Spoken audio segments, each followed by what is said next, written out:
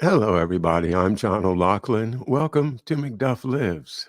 And this morning, it's our third reading from the book McDuff Lives, The Life and Untimely Death of Thomas F. O'Loughlin Jr. My father, whose bio wrote and published on June 6th of 2021 here in Southern Maryland, actually at the uh, Maryland Veterans Museum out here on Route 301, not too far from the Potomac River Bridge as you cross into Virginia. So we are down here due south of Washington, D.C., but in southern Maryland on the Maryland side of the Potomac River. Anyway, it's the area where I have grown up. As you know, I was born in D.C., but my parents moved within a year out to Oxon Hill, Maryland, and then to Fort Foote, Maryland, and Fort Washington, Maryland. And then after I finished law school, came back and lived in Fort Washington, and then I lived in Waldorf, and then I moved down here to my happy place on Mystery Island. So I'm on page 35 of the book about my father, Thomas F. O'Loughlin Jr. And if you're new to the channel, you might want to know that my dad is a person who was kind of picked out. He was groomed, if you will, not to be a shooter like we're talking about today in this environment, but to be a servitor, to use the word that our good friend Professor Hamamoto has coined in his book, Servitors of Empire. A person from an Irish American family who was kind of drafted into the Anglo-Saxon world with the idea that he would be a good servant, a good servitor at a high level, So he was put through Loomis Academy, then through Harvard, where he excelled as a athlete as well as academically. Then it was class of 1942. He joined the ROTC, became a midshipman, went to midshipman school at Columbia, and then shipped out on the USS Nashville, General MacArthur's flagship, for the next 22 months. Of course, MacArthur wasn't on it most of the time, but that was the ship that he used for the island hopping campaign, and the ship from which he disembarked to land at Leyte Gulf on October 20th, 1944, all recorded in my book. Then my dad went to law school, worked for J. Edgar Hoover, and after a 10-year career there, was selected to be part of SACSA, the Pentagon Joint Chiefs were ordered to create an office that could run special operations as President Kennedy took them away from the CIA following the Bay of Pigs.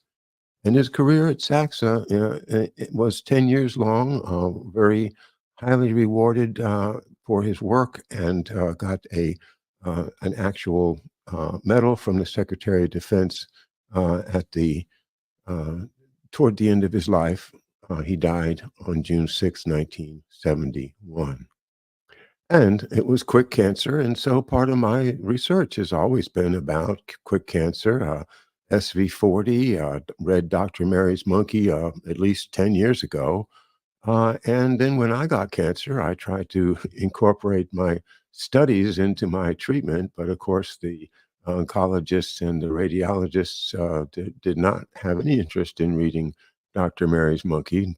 I wasn't dissuaded, and I have continued my study of weaponized cancer ever since. And so I was glad to run into a new fellow researcher named Jack Kruse, Kruse. He's all over Twitter right now, and so I'm looking forward to getting to know his work better. Now to the reading on page 36. We got to the FBI just beginning. The Bureau. Tom was always working, it seemed. He rarely had Saturdays off, and sometimes was called on to do actual maintenance work on Hoover's home on weekends. You may have heard of other people having to do that. That was a shame. For us, we know from Mama's telling us that Daddy was an undercover agent who did black bag jobs, stakeouts, and general spying activities on the Soviet embassy and safe houses in Washington, D.C., and on individual Soviet agents. He was awarded by Hoover on a few occasions, and from letters of commendation, we learned that he was involved in an important spy case, the Irvin Scarbeck case, which resulted in the first and only conviction of a State Department employee of spying for the Polish, and that is the communist slash Soviet government. The employee had worked for Secretary of State John Foster Dulles, the brother of Allen Dulles. So you see the split between the FBI and the State Department, in which my dad is a very active part. Other family recollections put Tom in pursuit of Russian spies driving south on Maryland Route 210, the road down from Prince George's to Charles County, and at Smitty's Steakhouse, just across the county line in Bryan's Road. I remember it very well. The Russians had become familiar with the unique laws of Charles County, Maryland, which permitted slot machine gambling, unlike Prince George's County or the majority of Maryland. Mama liked to play the slots too, and so we would occasionally visit Smitty's, where the slot machines paid out in silver quarters. The unmistakable sound of the coin sliding down into the winnings receptacle I recall as being just right. The sound of real money paid in shiny silver quarters.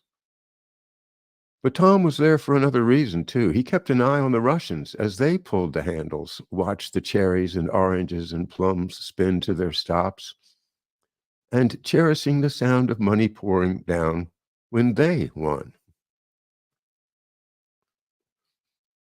Counterintelligence. The Washington field office of the FBI was located on the 4th and 5th floors of the old post office building, a Washington landmark from the previous century. Counterintelligence was known as Division 5, likely because it was on the 5th floor. I remember being there once at night as a very young child in my daddy's arms. Oak desks, lamps, and telephones are my lasting impressions. Here was the heartbeat of the FBI. Its national security experts were the eyes and ears of J. Edgar Hoover. The Soviets. Tom described his duties later when he applied for a subsequent position at the Joint Chiefs of Staff. And this is a quote from my dad's application material. I have handled security matters through top secret classifications. These matters have included efforts to recruit and compromise scientists engaged in work vital to the national security. Don't you just want to know what scientists, or were they, the medical doctors? Were they, was this all about the SV-40? Was it about rocket science or something else? I just don't know. So these matters have included efforts to recruit and compromise scientists engaged in work vital to the national security, and efforts to document, place, and operate illegal espionage agents in the United States. Those are the illegals. The illegals are the ones that are brought in by the CIA without official cover. And my dad looking for the CIA's agents. And this is paperclip. This is the paperclip part that they don't tell you about, of the other 60,000.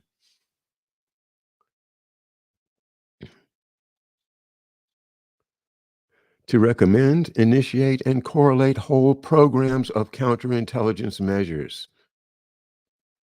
That tells you J. Edgar Hoover put a lot of faith in my dad. Designed to thwart the aims of the agents of the Soviet State Security Service and the Chief Intelligence Directorate of the Ministry of Defense. Tom was relied upon by Director Hoover not only to interview spies and defectors, but to create entire programs of counterintelligence aimed at frustrating the Soviet bloc's spies in the United States and elsewhere. A new baby and a new president. Tom and Libby's third child, a girl, was born in 1960. It was a difficult pregnancy, and the stress of it wore on both Tom and Libby. The house on Leyte Drive was now far too small. A new house, a new mortgage, and a new neighborhood for the growing family were needed.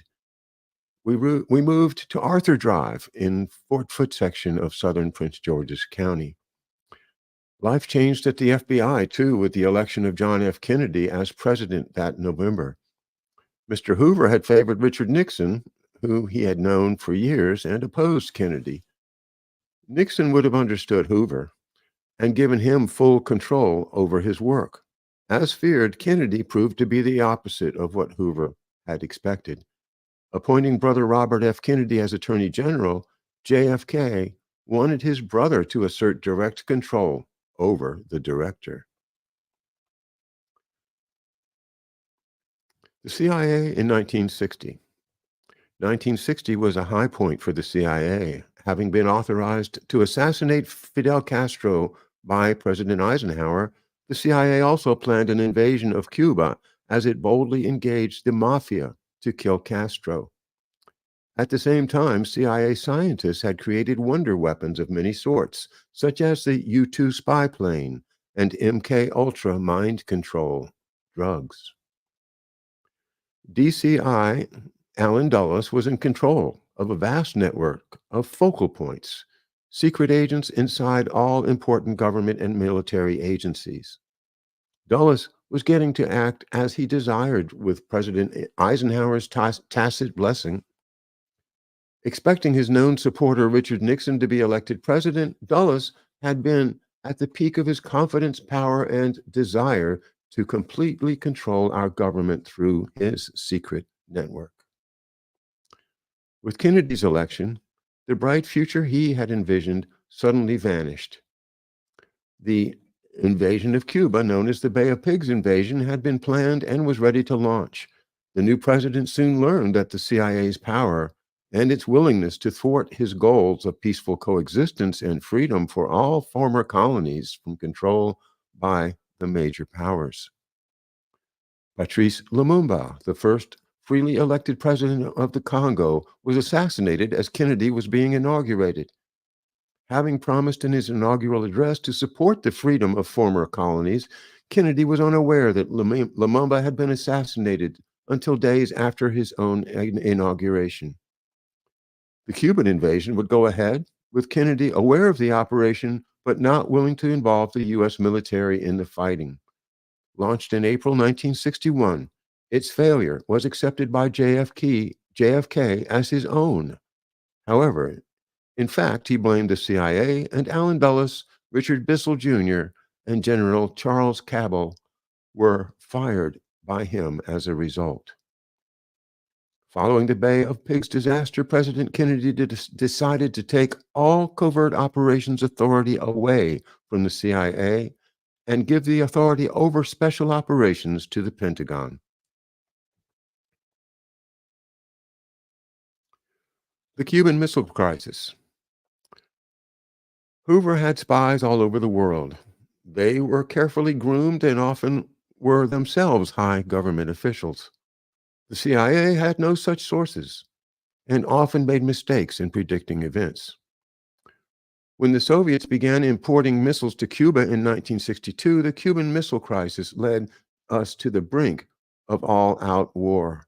But the FBI had spies inside the Kremlin, and thus Hoover was able to supply JFK with inside information, confiding that there was time to negotiate. With a few days to spare in stopping the Soviet missile deployment, JFK had time to work out a diplomatic solution. Since Tom was Hoover's top analyst for Russian activities, it is likely Tom was part of this diplomatic maneuvering. Meanwhile, the CIA was still trying to get Castro. They had hired mafia hitmen to kill Castro, pursuant to a secret order from President Eisenhower. The CIA's Alan Dulles and Richard Bissell had supervised the plot to use mafia assassins against Castro, but they did not inform J. Edgar Hoover that they were working with the mafia. Director Hoover, meanwhile, had been spying on the mafia. He had begun wiretapping mafia don Sam Giancana and knew of the plot being hatched by the mafiosi, but not that they had been retained to do so by the CIA. Hoover sent a memo to Dulles informing the CIA of its own plot. Parentheses, Dulles and Bissell ignored the warning even though it proved their plans were no longer secret. And the citation for that I've given is Mafia Spies, the inside story of the CIA, gangsters, JFK, and Castro by Thomas Meyer, Skyhorse Publishing, 2019. Meyer is Maier. Pardon me a moment.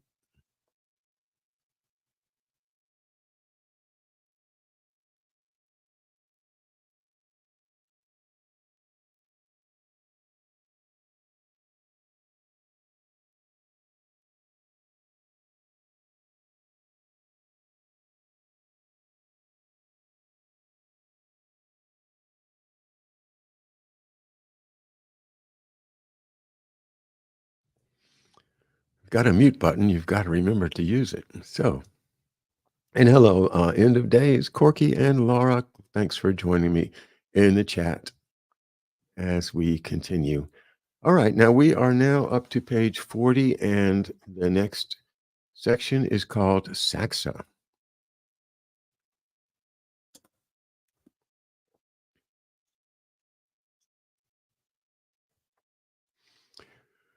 To direct special operations in the Kennedy administration, the Joint Chiefs of Staff created a new organization headed by a general officer with the title Special Assistant for Counterintelligence and Special Activities, SACSA. Colonel L. Fletcher Prouty of the Air Force Special Operations Command was tasked with forming the new organization.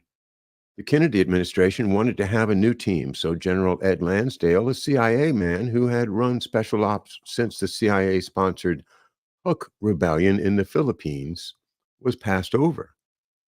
The new SACSA official was to have control over all special operations, including those of the CIA, which was ordered to turn its special operations files over to the Joint Chiefs. To staff the office, an operations planner was needed, someone who was familiar with intelligence and special operations, but not a CIA man. Moreover, Kennedy needed someone who would be respected by all the services and intelligence agencies for honesty, trustworthiness, and reliability. That person would have custody, sole personal custody, of all the special operations files of every such agency. This blows my mind. I know this because I read it in the actual documents that set it up, and my dad was the guy that got the hot potato. He had to personally take custody of files from the CIA. So is it any wonder that he suddenly came down with hepatitis just at the time that his job was changing from FBI to the Pentagon?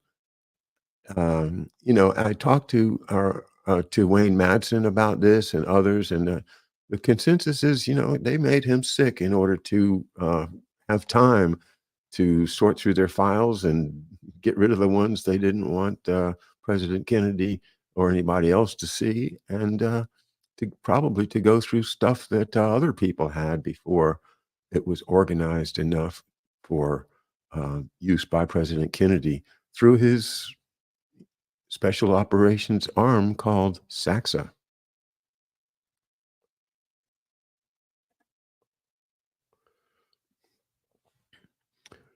It was late 1961, and the family was settling into their new neighborhood, but something big was about to happen to Tom and his family of 5, plus Rudy, the rambunctious Weimaraner. From managing major intelligence and national security cases for Director Hoover, he would now be called back to the military, but as a civilian. Operation Switchback, as the military called it, was underway and his services were needed by the president. Tom met with Director Hoover and asked his advice.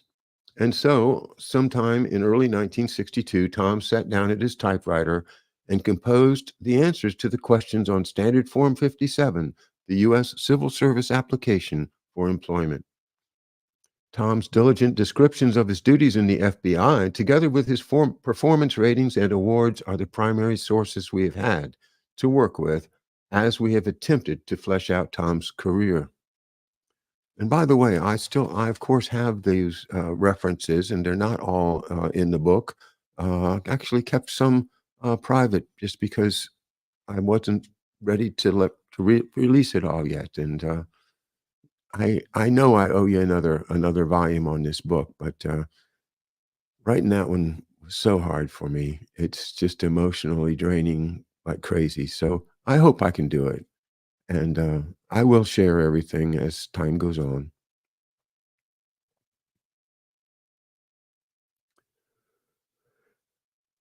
Okay, as personal references, it is significant to note that he named three naval officers, two of whom were with the DIA, the Defense Intelligence Agency.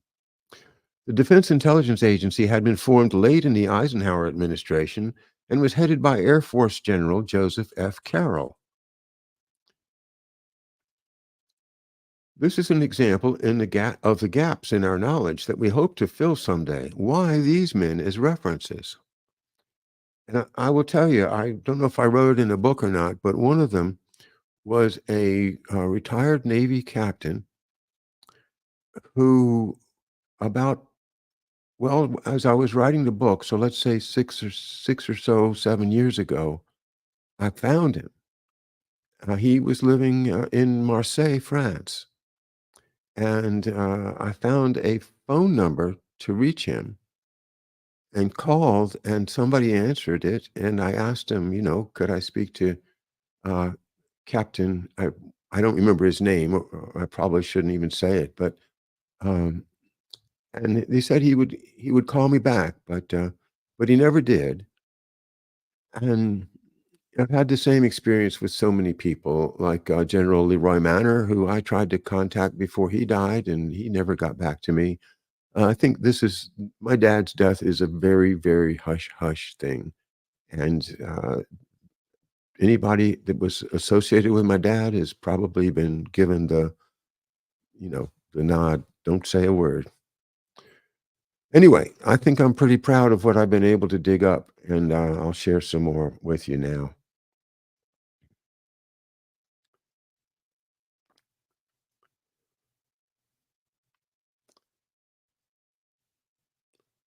And, of course, Joseph F. Carroll was an ex-Hoover guy, so this is Hoover and the Air Force setting up something to maybe keep an eye on the CIA, to provide with some just a different opinion because, obviously, the CIA was not sharing things with Hoover, but the DIA, of course, may have been a totally different picture. Joseph F. Carroll, and another Catholic, another Irish Catholic name, and Carroll, of course, being one of the founding fathers of the United States.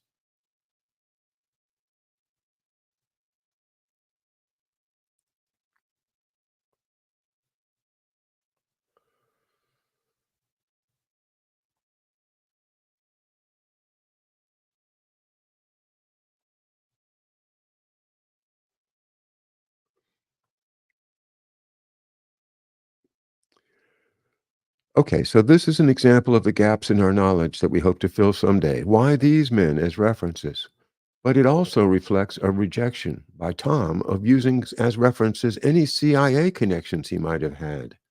And that in turn shows the conflict between the CIA and JFK was in play, and that Tom would be entering the field of battle between them as he strove on behalf of the president to take control of the CIA's most coveted assets, their operations, their deepest secrets, their files.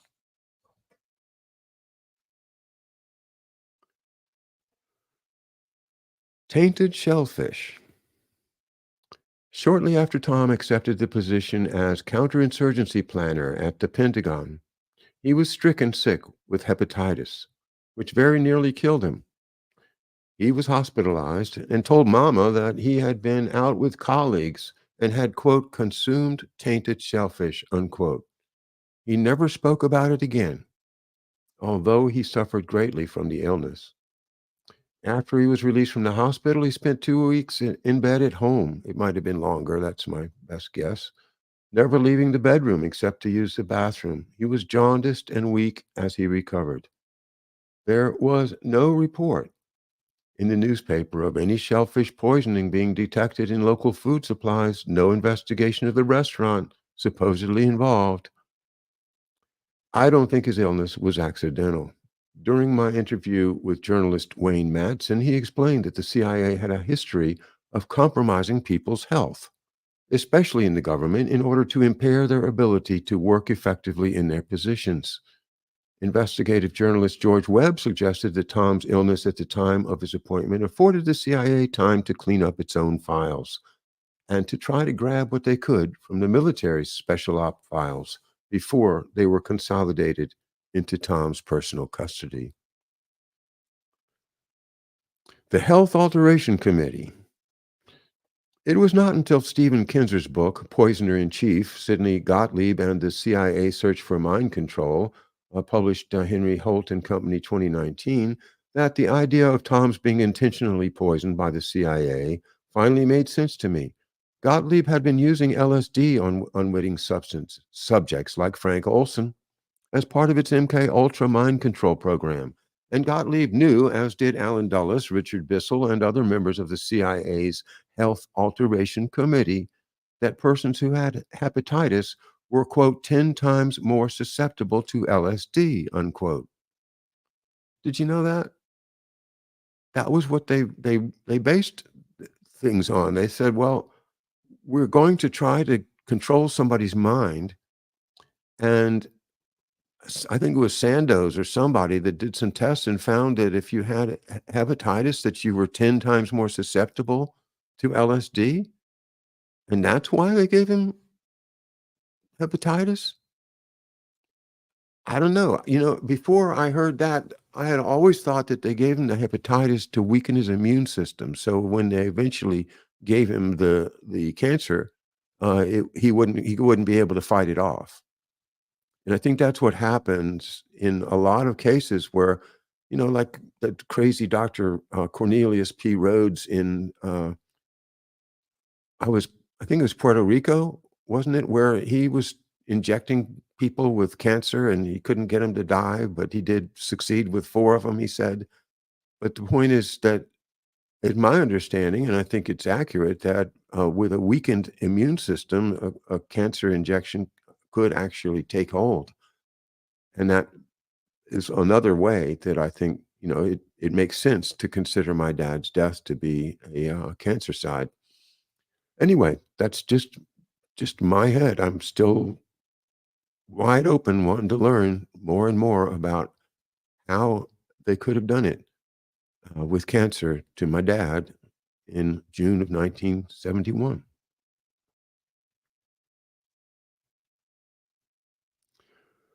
With Tom now having possession of the files of the rival intelligence agencies, the CIA wanted to control Tom's mind, read his thoughts, and insert their own plans into his thinking. Weakening his resistance to mind control drugs makes perfect sense to an Allen Dulles. President Kennedy, as Dulles and Bissell knew, was determined to destroy the CIA. Tom was Kennedy's man. This was war.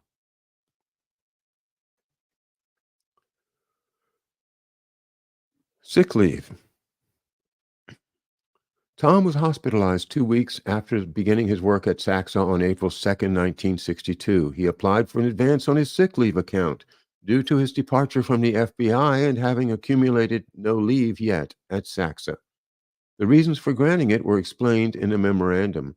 And this memorandum, I quote, I Xeroxed and copied into the book. It's the Joint Chiefs of Staff memorandum, captioned Office of Special Assistant for Counterinsurgency and Special Activities, 26 April 1962.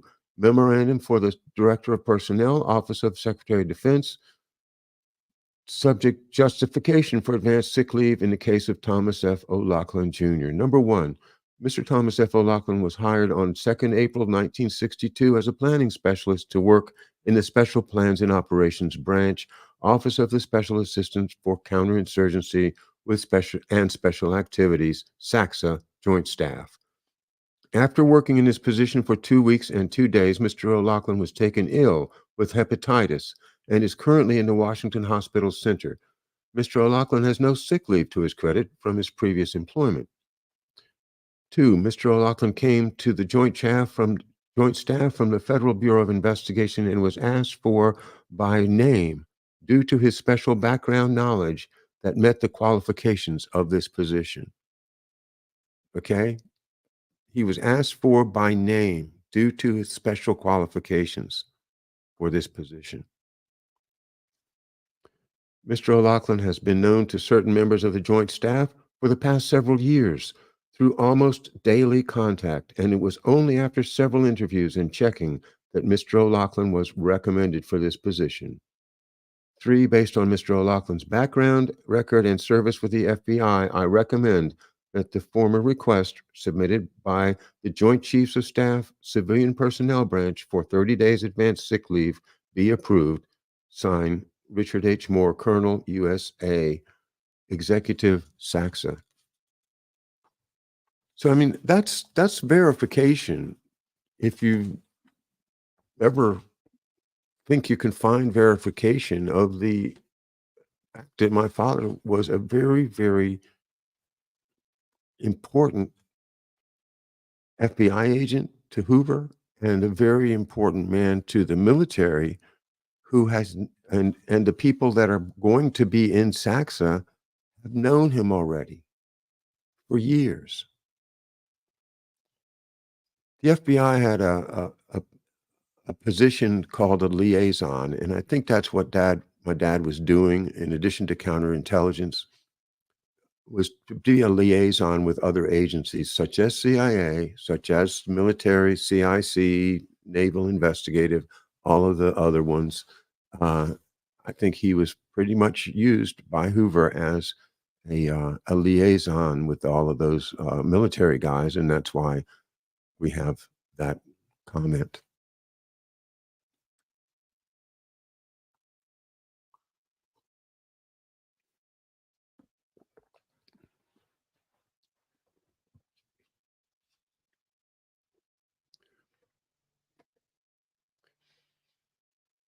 Allen Dulles was gone but not defeated. President Kennedy had not succeeded in his agenda of providing humanitarian assistance to and respecting the sovereignty of newly freed colonies. His death would mark the end of such efforts. Dulles, whose replacement, Wall Street lawyer John McCone, was now working for the Warren Commission, tasked with investigating the assassination of President Kennedy. The CIA, working for the banking interests of Wall Street, disregarded President Kennedy's stated policies. The Third World would be exploited, dictators would be installed, and resources extracted by virtually enslaved locals, acting much as the Nazis had planned to do with the survivors of their expansion into Russia in the Second World War. This time, the perpetrators would be American, British, and European corporations, instead of jackbooted Nazi soldiers. While corporate exploitation of foreign countries was not the FBI's concern, the expansion of the CIA to foster such activities was. Conflict arose over who should have agents in what countries. South and Central America had been the FBI's territory before the Cold War, but the CIA was conducting coups in these areas and wanted to exclude the FBI from them. In fact, FBI contacts in the governments of these countries were at the highest level, giving Hoover advance notice of actions by those governments that he could share with the president, while keeping communism suppressed throughout the Western Hemisphere. On the other hand, the CIA's agenda was to subvert those same governments, while pushing through Wall Street loans, secured against the nation's resources, at rates that would ensure their eventual default.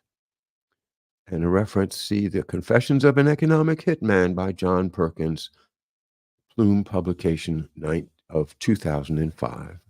In a book that should open everybody's eyes, certainly he knew he was an insider, along with Smedley Butler, of course. The CIA's assassins never succeeded with killing Castro, despite many attempts, but evidence suggests the assassins were turned against a different target in 1963, JFK himself. We were living on Arthur Drive when Kennedy was killed. I remember the announcement on a TV rolled into our classroom. I remember walking home and the feeling of uncertainty about the future that his death brought with it. I remember feeling as if the ground had opened up and we had all lost our footing in reality. What was real? What was true? The confusion, ignited that day, still burns in my mind and in our national consciousness. Without truth, there is no closure. I suppose we hoped Daddy would explain it, but he said nothing. It was no more clear to us than to anyone else. We watched the television, hoping for an explanation that never came. Instead, we saw the murder of Oswald by Ruby, live on national television. This was not the world we thought we knew, but life went on. We continued our routines numbly, as if nothing had changed. As if.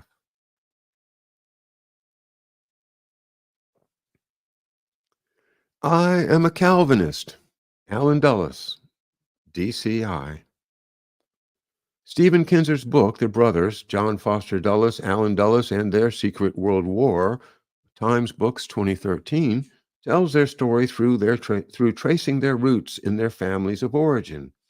They grew up in a parsonage and were, quote, taught from childhood that the world is an eternal battleground between righteousness and evil, unquote. And Christians are weapons in the hands of God and executors of his providential will. Or should I say, executors.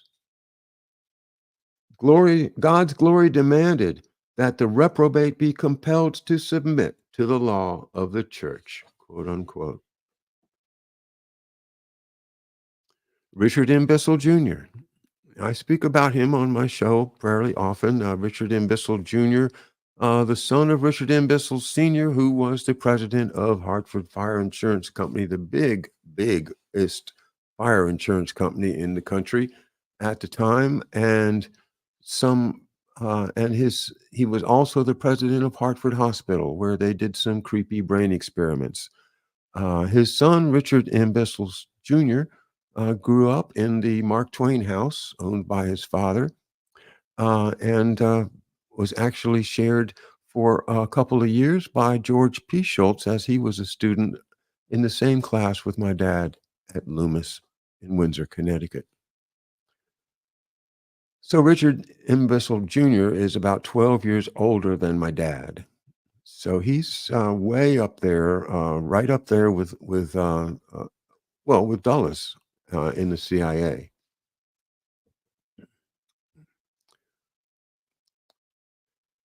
Quote, and this is a quote from Evan Thomas's book, The Very Best Men: Four Who Dared the Early Years of the CIA, a 1996 publication. Quote, he wanted to know, could you assassinate someone without anyone ever finding out about it? Unquote. So there's your health alteration committee gone to extremes, saying, well, maybe we can just kill somebody and nobody would know. Bissell, who described himself as a man-eating shark, was interested in the more sinister agency experiments in mind-bending drugs, portable vials of lethal viruses, and esoteric poisons that killed without trace. Richard Bissell succeeded Frank Wisner as deputy director of plans. You know, Wisner, he was just as wacky as you can imagine, and ended up getting, suicided.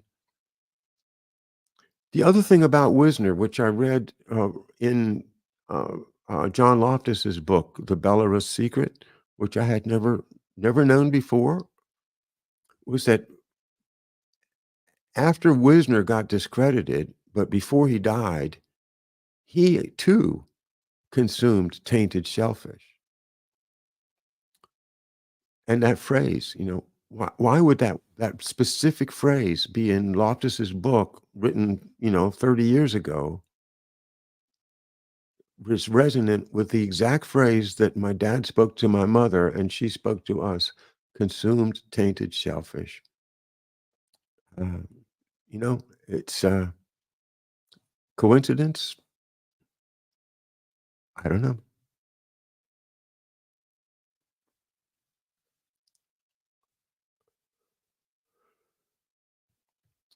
Richard Bissell succeeded Frank Wisner as Deputy Director of Plans, the office responsible for planning and carrying out CIA assassination and Health Authorization Committee operations.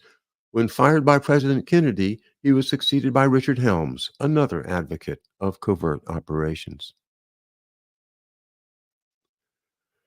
Unfortunate events.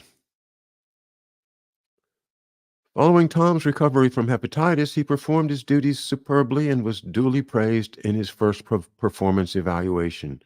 However, his life was continuing to suffer in other respects. Catherine O'Loughlin Madoran, Tom's closest aunt and the beloved companion of his youth, died after a long bout with cancer. Tom never spoke of it to us children, but it was a terrible loss for him and the entire O'Loughlin family in Connecticut. Libby continued to suffer after delivering the third child. Tom reported Libby's health on his medical evaluation form as being poor.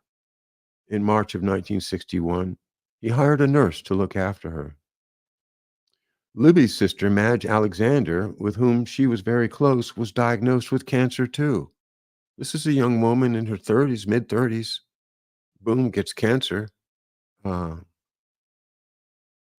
and Tom Sr., my grandfather, got stomach cancer, for which he had much of his stomach removed, as well as other health problems.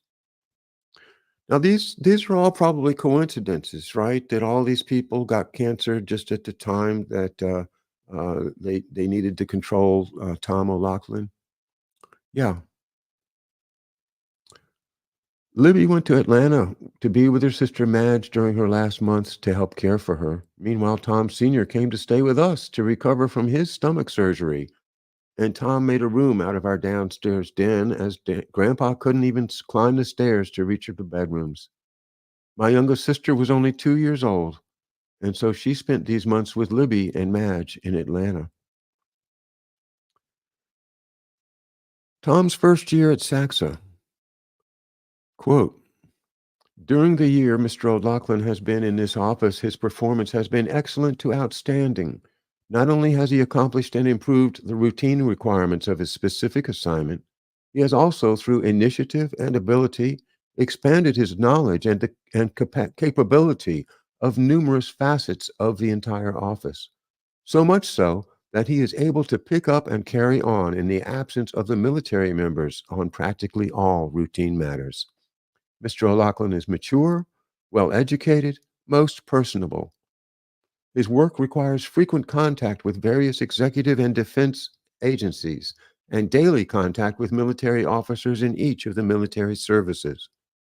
His ability to meet, converse, and collaborate with these numerous personages is noteworthy. Unquote. Charles M. Brower, Captain, U.S. Navy, Chief Special Plans and Operations Division, SACSA, Joint Staff, Performance Evaluation of Tom O'Loughlin, April 11th, 1963. Meanwhile, I was growing up, Cub Scouts and elementary school. In the election of 1964, I was old enough to know who the candidates were, and Dowdy favored Barry Goldwater over the incumbent Lyndon Baines Johnson. I recall having an AU-H2064 bumper sticker on my bicycle. You get it? AU-H20 Goldwater 64. We visited Connecticut and Georgia in alternate summer vacations. Georgia was wonderful with Mama's brother C.G. Riddle and his family of 3 girls who were near to our ages. We had fun. We went to swimming holes, rode horses, and I got to spend time with my uncle. Uncle C.G. Riddle was the opposite of Tom in many ways. He was adept at mechanics, loved to hunt for Civil War relics, and was an expert ham radio enthusiast. A trip with him to the Radio Shack store was exciting. What new stations could we reach? Could we actually talk to someone around the world? The glowing tubes and dials entranced me, and I wanted to be like CG. 1965. Tensions had risen at home. Mama was exhausted from tending to us and running the household as she recovered from postpartum depression. It was about then that Daddy changed. Mama told us that Daddy's job had gotten very serious and he would be working late a lot. He would not be able to help us with homework because he'd be too tired when he came home. We understood what she was saying, but we didn't really know how to react. Our littlest sister was only 4 or 5 years old, but Lisa and I felt the loss. It was that same numb feeling I had since JFK was killed and since our dear Aunt Madge succumbed to cancer. It was inside that shield of numbness that I walked through life. I was uncertain. My goals were unclear, but I wanted to do well in school. I chose to go to Catholic high school to get a better education, but it was 25 miles away from home, and I would be riding the bus back and forth for 4 years. I started at Bishop McNamara High School in September 1966. Lisa did the same the next year, attending the sister school, Lorraine High School, as these were gender segregated institutions.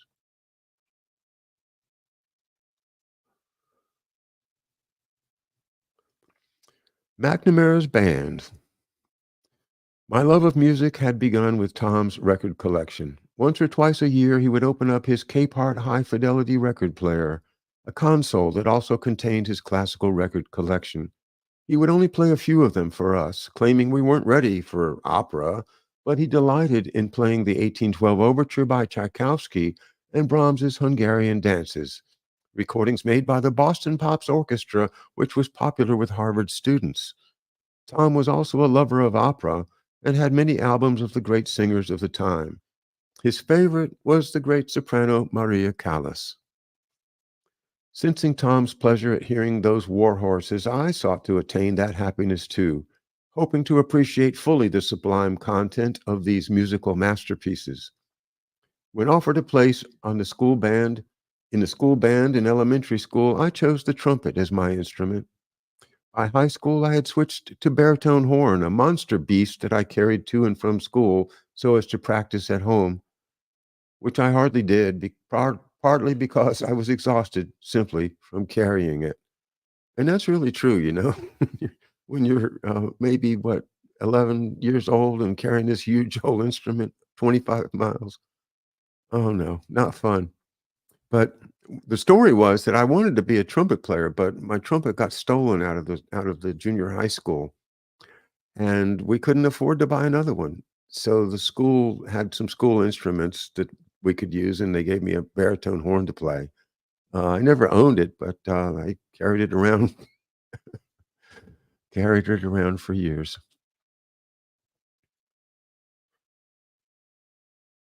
Tom was there for me and supported me when I joined McNamara's band. Somehow he got permission to leave work early and pick me up at school after band practice on Mondays, Wednesdays, and Fridays. He was always there waiting at 5 p.m. when we finished, and he and I would listen to classical music on the ride home. Tom was we seldom talked, though. It seemed that Tom was somehow not able to talk to me, in some kind of difficult state of mind, unable to tell me what he was really doing, and yet unable to make small talk to cover the silence. When we got home, he would mix his one Manhattan for the night and go and change clothes. Dinner followed, and then homework, a bit of television, and bed. Daddy would sit in his Harvard chair with a bowl of cereal on his lap, mindlessly watching the TV as we went off to bed. Once he was lucky in a drawing for the lottery held by my high school. He had sold the winning ticket and thus got a prize of $500 for having sold it. He gave the prize to me for a new trombone that I craved. I wanted to play trombone, not baritone horn. I wanted to play with the cool kids, and I felt self-conscious about that big baritone horn. Trombones, on the other hand, were indeed cool.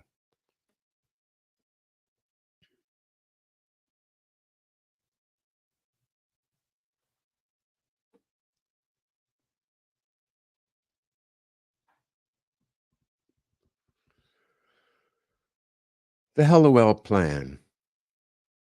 Paul Hallowell was an OSS agent in World War II who continued with the CIA after it was formed in 1947.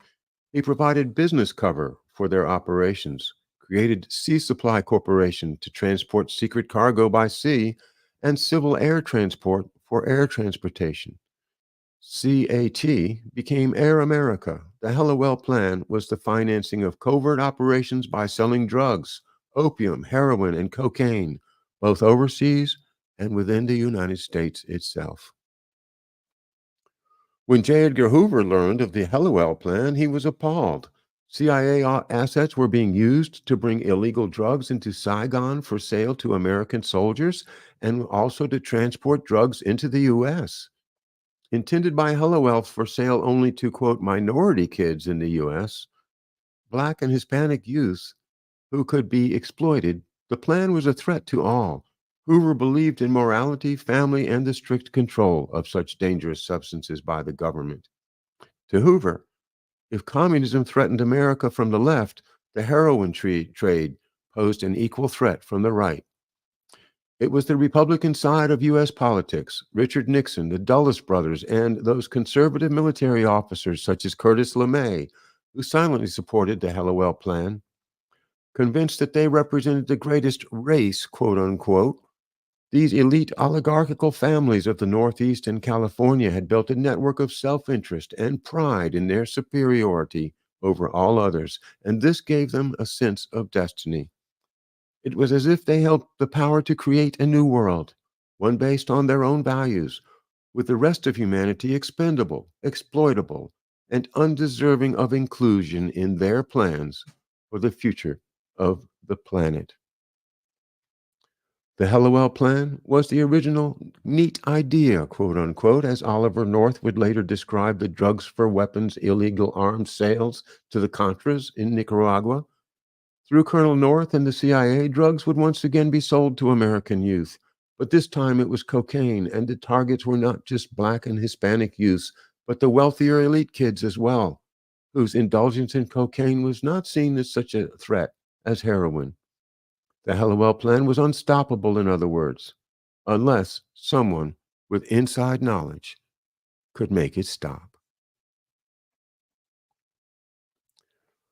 And I'm going to leave that one as a cliffhanger so we can contemplate who could possibly come up with a way to do that.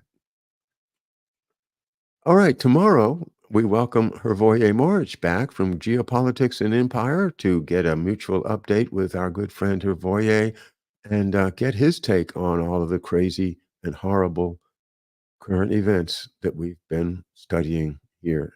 And I'm sure you're studying them yourself. So let's get Hervoye's point of view on things like North Carolina and Tennessee and Georgia and Florida and the devastation. And I think that's going to be an interesting show.